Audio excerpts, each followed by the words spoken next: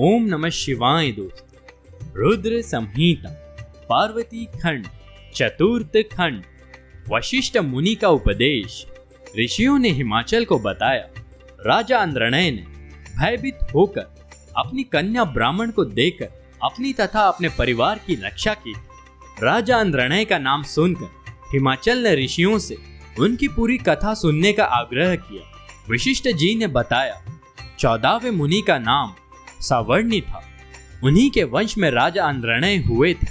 वे भगवान शिव के अन्य भक्त थे। वे 7 द्वीपों के अधिपति थे। उन्होंने भृगु जी को अपने कुल का आचार्य बनाकर 100 यज्ञ किए। उनके 5 रानियां थीं। उनके 100 पुत्र तथा एक पुत्री थी।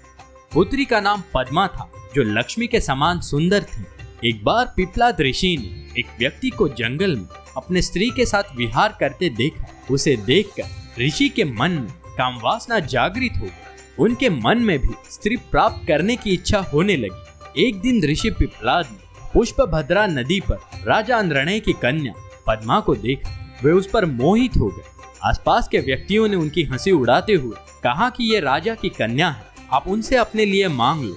लोगों की बात सुनकर ऋषि लज्जित हो गए। ऋषि ने शीघ्रता से स्नान किया और राजा के दरबार में गए। राजा से राजकुमारी का हाथ मांगा। राजा चुप रह गए। कुछ देर पश्चात राजा से ऋषि ने फिर कहा, अपनी पुत्री का विवाह मुझसे कर दो, नहीं तो कुल सहित तुम्हारा नाश कर दूंगा। मुनि के धमकाने पर राजा रोने लगा। राजा विचार करने लगा कि इस बूढ़े ऋषि को कन्या कैसे दी जा सकती है। उसी वक्त राजपुरोहित तथा राजगुरु वहां आए। उन्होंने राजा को समझाया कि कन्या का विवाह तो करना ही है, अतः कुल की रक्षा के लिए ब्राह्मण को ही कन्या दे दी जाए। राजा ने राजगुरु के समझाने पर कन्या का हाथ ऋषि को पकड़ा दिया। पद्मा के साथ ऋषि पिपलाद विवाह करके अपने आश्रम पर चले गए।